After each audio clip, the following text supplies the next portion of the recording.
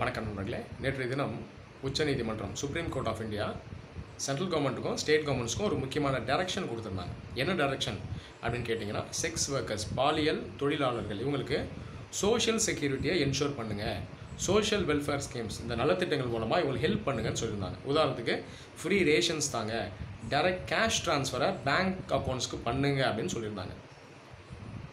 இதை ஏன் சொல்லியிருந்தாங்க அப்படின்னு பார்த்தீங்கன்னா, இந்த கோவிட்-19 சிச்சுவேஷனால் இவங்களுடைய வாழ்வாதாரம் எல்லாமே பாதிக்கப்பட்டிருக்கு. இப்போ இந்தியா ஃபுல்லாகவே எக்கனாமிக் ரிசெஷன் இருக்குது. பல பேர் அவங்களுடைய வாழ்வாதாரத்தை இழந்திருக்காங்க.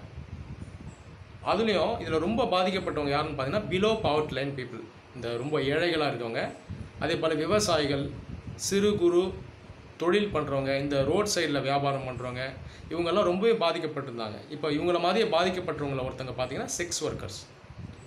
ஏற்கனவே டிரான்ஸ்ஜெண்டர்ஸ் இவங்களுக்கு அரசு பார்த்திங்கன்னா இந்த வெல்ஃபேர் ஸ்கீம்ஸ் இதை அவங்க வந்து எடுத்துகிட்டு போகிறதுக்கான ஒரு இனிஷியேட்டிவ் எடுத்தாங்க. இப்போ அதை தொடர்ந்து அதே மாதிரியான ஒரு இனிஷியேட்டிவ் இப்போ செக்ஸ் ஒர்க்கர்ஸ்க்கும் தாங்க அப்படின்னு இந்தியாவுடைய டாப் கோர்ட்டு சுப்ரீம் கோர்ட்டே சொல்லியிருக்கு.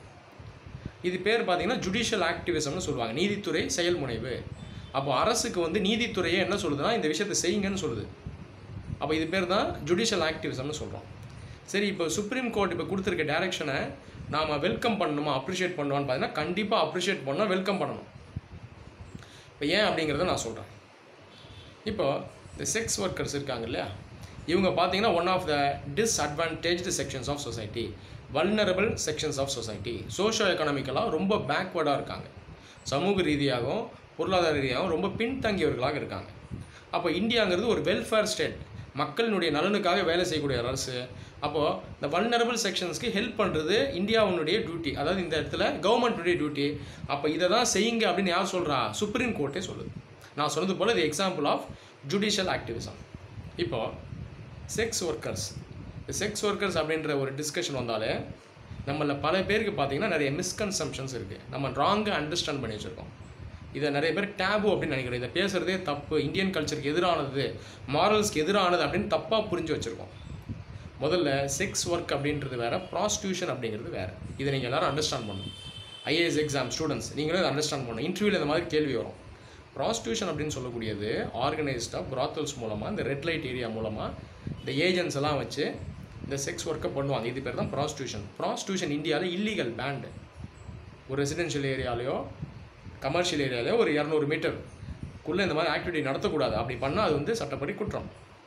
ஆனால் செக்ஸ் ஒர்க் அப்படிங்கிறத பண்ணலாம். இதை வந்து இந்தியாவில் லீகல் தான், இல்லீகல் கிடையாது. செக்ஸ் ஒர்க் அப்படின்றது என்னென்னா, ஒரு பெண் இண்டிவிஜுவலாக அவங்களுடைய இண்டிவிஜுவல் கெப்பாசிட்டியில் செக்ஸ் ஒர்க்கில் ஈடுபடலாம். ஸோ இது வந்து அலோடு இன் இந்தியா. இதுதான் நீங்கள் புரிஞ்சுக்கணும். அப்போ ப்ராஸ்டியூஷனுங்கிறது வேறு, செக்ஸ் ஒர்க்குன்றது வேறு. இந்த டிஃப்ரென்ஸை எல்லோரும் அண்டர்ஸ்டாண்ட் பண்ணுங்கள். ரெண்டாவது விஷயம், இந்த மீடியாலெல்லாம் டிபேட்ஸ் வரும், செக்ஸ் ஒர்க்கர்ஸ்க்கு ரெக்கக்னிஷன் தரலாமா இந்தியாவில்னு வரும். இதுவும் பார்த்தீங்கன்னா ஒரு கான்ட்ரவர்ஷியலான சப்ஜெக்டாக ஆகிடும். இது வந்து கல்ச்சருக்கு எதிரானது, இதை பற்றி பேசவே கூடாதுன்னு நிறைய பேர் சொல்லுவாங்க. நம்ம செக்ஸ் ஒர்க்கை ரெக்கக்னைஸ் பண்ணால் ப்ராத்தல்ஸ் வந்துடும், இங்கே பார்த்தாலும் ரெட் லைட்ஸ் வந்துடும், இந்தியானுடைய கல்ச்சருக்கு அகேன்ஸ்ட் ஆனது, யூத்தெல்லாம் இதில் அஃபெக்ட் ஆகிடுவாங்க, யங்ஸ்டர்ஸ்லாம் இந்த மாதிரி இடங்களுக்கு போயிட்டு அவங்க வந்து யூஸ் பண்ண ஆரம்பிச்சிடுவாங்க, ரொம்ப மிகப்பெரிய ஆபத்தாயிடும்னு சொல்லுவாங்க. இதுவும் பார்த்தீங்கன்னா தப்பு. செக்ஸ் ஒர்க்கர்ஸ்க்கு ரெக்கக்னிஷன் அப்படின்னு சொல்கிறது ப்ராத்தல்ஸ் அதிகப்படுத்துறதோ ரெட் லைட்ஸ் ஆரம்பிக்கிறதோலாம் கிடையாது. இந்த லீகலான செக்ஸ் ஒர்க் இல்லையா, இதை செய்யக்கூடிய பெண்கள் இவங்களுக்கு ஒரு விதமான அங்கீகாரத்தை தருது, ஒரு ஐடி கார்டு மாதிரி இஷ்யூ பண்ணுறது. இதை ஏன் தரணும் அப்படின்னு பார்த்தீங்கன்னா, மற்றவங்கள மாதிரியே இவங்களுக்கும் அந்த சோஷியல் வெல்ஃபேர் ஸ்கீம்ஸ் எல்லாம் போய் சேரும். இதுக்காக தான் ரெக்கக்னிஷன் தாங்க அப்படின்னு சொல்கிறது. மற்ற நாடுகள்லாம் ரெக்கக்னிஷன் இருக்கும்.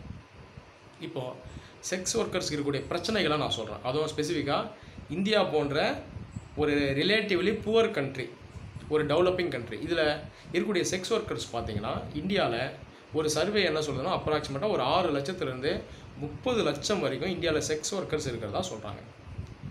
இந்த செக்ஸ் ஒர்க்கர்ஸ் இவங்களுடைய நிலை இந்தியாவில் பார்த்திங்கன்னா, பெரும்பாலும் இவங்க சோஷியோ எக்கனாமிக் ப்ரொஃபைலை நம்ம எடுத்து பார்த்தோம்னா எக்கனாமிக்கலாக ரொம்ப பேக்வேர்டாக இருப்பாங்க. இதில் இருக்கக்கூடிய பெரும்பாலான பெண்கள் அவங்க பார்த்தீங்கன்னா டெஸ்டிடியூட்ஸாக இருப்பாங்க, விடோஸாக இருப்பாங்க, ஹஸ்பண்ட்ஸ் அவங்களை விட்டு விலகி அவங்கள விட்டுட்டு போயிருப்பாங்க. இந்த மாதிரி பெண்கள் நிறைய பேர் இருப்பாங்க. மைனர்ஸ் 18 இயர்ஸ்க்குள்ளே இருக்க பெண்கள் நிறைய பேர் இருப்பாங்க. டிரான்ஸ்ஜெண்டர்ஸ் இந்தியாவில் ஹெவியாக இந்த செக்ஸ் ஒர்க்கர்ஸை வேலை செஞ்சுட்டு வராங்க.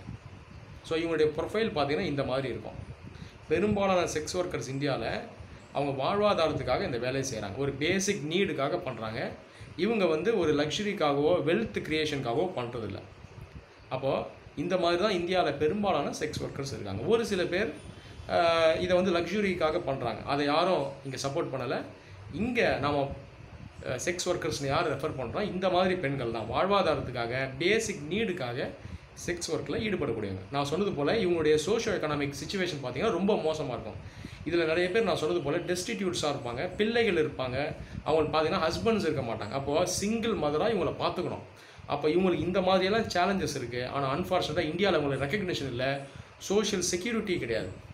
அதே போல் நிறைய ஸ்பெசிஃபிக்கான ப்ராப்ளம்ஸ் இருக்குது. மெயினாக சொசைட்டியில் ஒரு ஸ்டிக்மா இருக்கும், இந்த வேலையை செய்கிறேன்னு வெளியே சொல்ல முடியாது. அப்படி சொன்னால் ஒரு வீடு பார்த்திங்கன்னா வாடகை கூட எடுக்க முடியாது. அதே போல் இவங்க வந்து நிறைய இடத்துல செக்ஷுவல் ஹராஸ்மெண்ட்டுக்கு இவங்களே உள்ளாவாங்க. இந்த செக்ஸ் ஒர்க்கர்ஸ் எதிராகவே செக்ஷுவல் கிரைம்ஸ் நிறைய நடக்கும், ரேப் நடக்கும். இதெல்லாம் பார்த்தீங்கன்னா மீடியாவில் அந்த ரிப்போர்ட் பண்ணுறதில்ல. இவங்க அதை ரிப்போர்ட் பண்ணாலும் ஆக்ஷன் எடுக்க மாட்டாங்க. காரணம் என்னன்னா, 1 செகண்ட் ஸ்டிக்மா, நீ இந்த வேலை தானே செய்கிற, உனக்கு இப்படி தான் நடக்கும் அப்படின்னு சொல்லி இவங்களை வந்து அனுப்பிச்சிடுவாங்க இந்த லா என்ஃபோர்ஸ்மெண்ட் அத்தாரிட்டிஸ். அதை எல்லாரும் சொல்ல ஜென்ரலாக நிறைய இடத்துல இதுதான் நடக்கும். இந்த மாதிரி நிலை தான் இருக்குது. அது இல்லாமல் செக்ஸ் ஒர்க்கர்ஸுடைய சில்ட்ரன் இவங்களுக்கும் ஸ்டிக்மா இருக்கும். நாளை பின்ன ஒரு ஸ்கூலுக்கு போனாங்கன்னா அங்கே பார்த்தீங்கன்னா இவங்களை இந்த மாதிரி லேபிள் பண்ணி சொல்லுவாங்க. அப்போ நேச்சுரலாக இவங்களும் என்ன பண்ணுவாங்கன்னா, ஃப்யூச்சர் ஜென்ரேஷனில் இவங்களும் செக்ஸ் ஒர்க்கர்ஸாக வந்துடுவாங்க. அது இல்லாமல் இந்த செக்ஸ் ஒர்க்கர்ஸில் மைனர் கேர்ள்ஸ் நிறைய பேர் இருக்காங்க இந்தியாவில், டிரான்ஸ்ஜெண்டர்ஸ் இருக்காங்க. இன்ஃபேக்ட் இந்தியாவில் நிறைய டிரான்ஸ்ஜெண்டர் செக்ஸ் ஒர்க்கர் நம்பியிருக்காங்க. அது இல்லாமல் இந்த ப்ராஸ்டியூஷன் இருக்கு இல்லையா, ஆர்கனைஸ்ட் ஆக்டிவிட்டி, இதுக்குள்ளேயே நிறையா இல்லீகல் ஆக்டிவிட்டீஸும் நடக்கும். இது கீழே இந்த லேபிளில் பார்த்தீங்கன்னா ஆர்கன் ட்ரேட் நடக்கும், ஸ்மக்லிங் நடக்கும், அதே போல் சைல்டு டிராஃபிக்கிங் இதெல்லாம் கூட நடக்கும். இதுக்கு மேலே பார்த்தீங்கன்னா அந்த ப்ராஸ்டியூஷன்ற ஒரு அம்பரலா கீழே இந்த மாதிரி ஆக்டிவிட்டீஸ்லாம் நடத்துவாங்க. அப்போது ஒரு டிரான்ஸ்பரன்சி வேணும். ப்ராஸ்டியூஷன் நமக்கு தேவையில்லை, ஆனால் செக்ஸ் ஒர்க்கர்ஸ்க்கான ரெக்கக்னிஷனை நம்ம தரணும். அப்படி நம்ம செய்யும்போது இவங்களுக்கும் பார்த்திங்கன்னா அந்த வெல்ஃபேர் போய் சேரும். நாளை பின்ன இதில் இருக்கக்கூடிய நிறைய பேர் இதுலேருந்து மீண்டு வரலாம். இதை நம்ம தரலை அப்படின்னா காலகாலத்துக்கும் இவங்க இதிலே நம்பி இருக்க மாதிரி ஆகிடும். இவங்களுடைய பிள்ளைகளும் இதே வேலையில் தான் இருப்பாங்க. இதுதான் நம்ம எல்லாரும் புரிஞ்சுக்கணும். அப்போ செக்ஸ் ஒர்க்கர்ஸை ரெக்கக்னைஸ் பண்ணுறது ஒரு வெல்ஃபேர் ஸ்டேட்னுடைய டியூட்டி. நான் சொன்னது போல் அவங்க அப்போ தான் இந்த ப்ரொஃபஷன்லேருந்து வெளியே வர முடியும். 100% செக்ஸ் ஒர்க்கை அபாலிஷ் பண்ண முடியாது எந்த நாட்டிலையுமே, அது இம்பாசிபிள். ஆனால் முடிஞ்ச வரைக்கும் இதுலேருந்து நிறைய பேரை வெளியே எடுத்துகிட்டு வரலாம்.